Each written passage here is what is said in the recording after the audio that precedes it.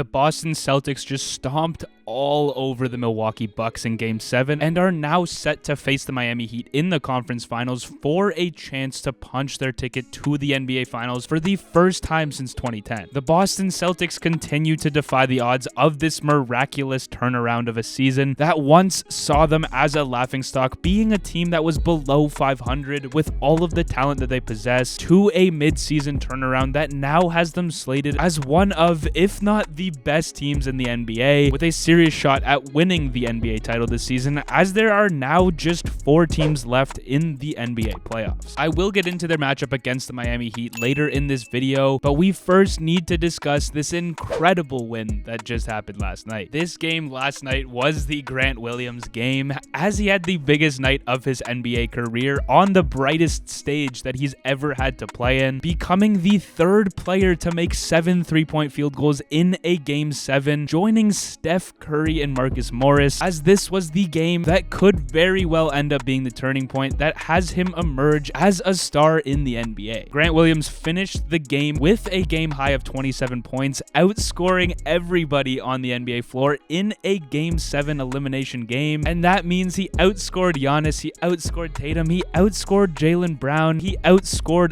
every single one of those guys, and on top of this, he now holds the record for the most threes taken in a Game 7, breaking Steph Curry's record as he took 18 threes in last night's game. All game long, the Bucks were disrespecting him, leaving him wide open for the majority of this game, and you guys know the rest is history in terms of that, as he had a record-breaking performance of a Game 7, and honestly, I didn't really understand why the Bucks were doing this, as you don't test out if Grant Williams can shoot threes in a Game 7, especially considering that for a large chunk of this season, Grant Williams was in the top 5 in terms of his three-point percentage, proving all year long that he can shoot the 3-ball, so I don't know why Grant Williams was the guy that they were leaving open. But obviously, it's what happened, and he made the Bucks pay because of that decision. Now, obviously, this decision wasn't just because they think Grant Williams was bad. This was because Jason Tatum had the Game 6 that he did, and the Milwaukee Bucks didn't want him to have that type of performance again in Game 7, so they were throwing double teams at him all night long. So in the end, the Bucks dared Grant Williams to beat them, and Grant Williams did just that. And honestly, they can't really be too mad, as he had the best game of his life, having his Kelly Olynyk Game 7 type performance that the Celtics fans know all about. But even outside of this game, Grant Williams had a series against the Milwaukee Bucks that he's going to remember for the rest of his life, and that a lot of Boston Celtics fans are going to also remember for the rest of their lives, as this could very well be the series that we look back at being the turning point of when Grant breaks out as a star in this league, as he gained a lot of attention outside of his scoring for his ability to guard Giannis in this series. And even though Giannis did have an absolutely historic series that we're also going to remember for a very long time, being the first player ever in NBA history to have 200 points, 100 rebounds, and 50 assists in a playoff series. But even then, Grant Williams did his part, making every single one of those 200 baskets difficult, as that's honestly one of the only things you can do, as I personally believe that Giannis is the best and most dominant player in today's NBA. But still, some of the defense that Grant played in this series is definitely the reason as to why they came away with a couple of their wins. And then the cherry on top was this Game 7 performance offensively, breaking records that were previously held by Steph Curry. Outside of Grant Williams, Brown and Tatum both had solid nights of their own. You'd think they produced more in a Game 7 than they did, but you can't complain one bit since they did win. And a huge reason as to why they won not only this game but this series was the fact that this was an entire team win. And all series long, this was the difference maker, as Giannis, yes, he did have a series for the ages and honestly one of his best playoff series ever, but even then he wasn't able to keep up with the starting lineup of the Boston Celtics, with some of the bench guys that came in and produced and had incredible games as well. He couldn't do it all himself, and that is the difference between championship teams and very good playoff teams, as it clearly showed that Giannis did need more help out there on the floor. And it honestly, in the end, it just shows you just how how complete this Boston Celtics team is and just how far this level of play as a unit is going to take them, as I think they have an incredible shot at winning the championship this year. I think they've had the toughest path to the conference finals out of any team, and of course they were the ones that prevailed out of this. I think all the momentum is in their favor at this point, sweeping a team like the Nets with the superstar talent that they have in KD and Kyrie, and then on top of that, beating Giannis Antetokounmpo, the reigning NBA champion, as he had arguably one of the greatest performances in a 7-game series in NBA history. I think the Boston Celtics are looking at this series win and asking themselves, can it get any harder than what they've already done? We're gonna have to see what the Miami Heat have in store for them, but if you are a fan of the Celtics, and honestly if you're even a part of this Celtics team, you have to be so impressed with the way they've been able to handle these two opponents. And honestly, overall, what this team is still able to accomplish, as they've been missing one of their best players defensively for practically the entirety of the playoffs in Robert Williams. He's looking to come back for the conference finals. Hopefully he can play in the whole conference finals and beyond that if they make it to the finals, as once again there is still another level that this Boston Celtics team can get to that we have yet to see consistently because of the fact that they haven't been able to be healthy. So strap in, Boston fans. I think the best this team can still perform at is yet to come. Outside of that though, Tatum and Smart were both the conductors on offense last night, as Smart had 10 assists and Tatum had 8 of his own. The team defense in this game was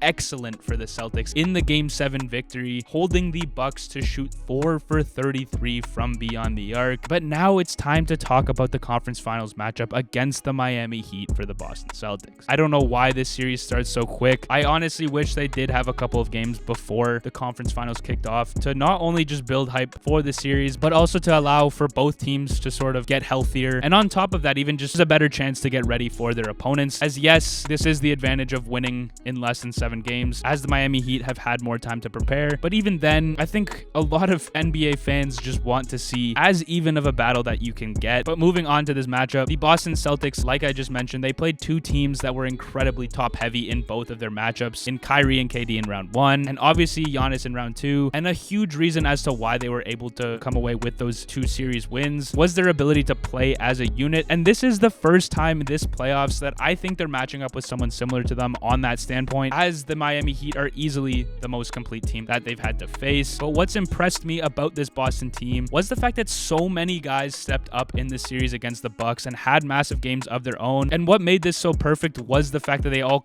kind of happened on different nights as well, just giving this team the perfect balance to beat a great Bucks team, where Jaylen Brown had a crazy game 2 and 3. Tatum had one of his best games of his career in game 6 of this series. Grant Williams obviously had that game 7 performance of a lifetime. Al Horford turned back the clock in game 4, and it all seemingly worked out perfectly in the end, as they each had their own shining moments in this starting lineup in different games, helping each other out and obviously coming away with this series win. And they are going to take that level of play into a dogfight of a matchup against the Miami Heat. This series is going to go to either game 6 or 7, and I'm confident in that. Both teams have superstars on either side that have had a fantastic playoff so far in Tatum and Butler. Jaylen Brown, I think, is going to be the X factor for the Celtics in terms of how well he plays. But again, both teams have so many guys on their rosters that can go out there on the floor and beat you, and we have seen this from both sides all playoffs. Whoever wins and comes away with this series, they fully deserve to make it to the finals this year with the type of seasons that they've had. Looking at the injury report for this series, I'm pretty sure it's looking like Robert Williams is going to play in game 1, which is huge for the Celtics. He's not on the injury report as of right now, and this is going to make things interesting with Grant Williams to see what the Celtics do. They're probably going to send him back to the bench, not because of his play, but simply because that's just what they've been used to all season. Obviously, his role is still going to be massive for the Celtics, but this also allows them to match up incredibly well against Miami's depth, as they have 2 phenomenal bench players in Oladipo and the 6th man of the year in Tyler Hero. There's still that next step that they can take once they're finally healthy, hopefully if they're finally healthy, so they can hopefully consistently play with their core group of guys. But the same could also be said, as it's uncertain still if Kyle Lowry is going to be playing in game 1 as well. He is currently on the injury report report, but he's listed as a game time decision. The Miami Heat and the Boston Celtics are two of the best defensive teams this playoffs, matching up against each other in my opinion perfectly, but out of the teams that are left, they rank both first and second in terms of their defensive rating. As this playoffs, Miami has posted a rating of 104.6 and Boston comes in second with an 105.2. If you look at these teams individually on how they match up against each other, once again, you don't really see a real mismatch in terms of both of their starting lineups, as Tatum and Butler should be guarding each other, and they're both defensive and offensive superstars. Robert Williams and Bam Adebayo is a great matchup. Tucker and Horford are two older vets that also match up very well against each other, and Max Strus is probably going to be guarding Jaylen Brown in this series, depending on how their lineup shakes out, where this is where some people probably feel like the Celtics have the advantage, as I do agree that Jaylen Brown is the better player by a wide margin, but Max Strus is having the playoffs of his life right now, and he just outplayed Harden in games 5 and 6 in their series, and on top of this, his defense has made a massive jump this season, to the point that I think that this matchup isn't even close to as lopsided as some people may believe. I personally think that this series is going to be very back and forth, like I've mentioned all video. Both teams are fully capable of winning it all. Let's see who's built for the moment and who's going to throw the first punch in game 1 that starts on Tuesday. Miami is the team that's underrated by many, and the Boston Celtics have one of the greatest stories that we've seen in a long time in the NBA with their midseason turnaround. Let's see who's going to come out on top.